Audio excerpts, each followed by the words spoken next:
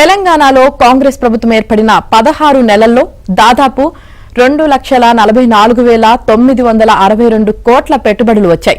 ఈ మేరకు వివిధ దేశాలకు చెందిన కంపెనీలు రాష్ట్ర ప్రభుత్వంతో ఒప్పందం చేసుకున్నాయి. ఆ ఒప్పందాలలో ప్రత్యక్షంగా పరోక్షంగా కలిపి సుమారు 80,500 ఉద్యోగ అవకాశాలు అందుబాటులోకి రానున్నాయని ప్రభుత్వ వర్గాలు వెల్లడించాయి.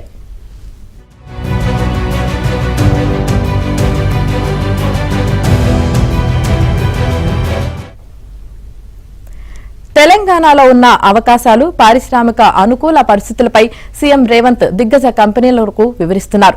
గత ఏడాది జనవరిలో స్విట్జర్లాండ్లోని దావోస్లో జరిగిన ప్రపంచ ఆర్థిక వేదిక సదస్సులో రాష్ట్ర ప్రభుత్వం 40,000 కోట్ల పెట్టుబడులను ఆకర్షించగా ఈ ఏడాది దావోస్ సదస్సులో గతం కంటే 3 రెట్లు అధికంగా 1.78 లక్షల కోట్ల పెట్టుబడులకు ఒప్పందాలు కుదిరాయి. తద్వారా 50,000 ఉద్యోగాలు అందుబాటులోకి రానున్నాయి. అమెరికా, దక్షిణ కొరియా, సింగపూర్ పర్యటనలో భాగంగా 14,900 కోట్ల మేర పెట్టుబడులను సాధించారు.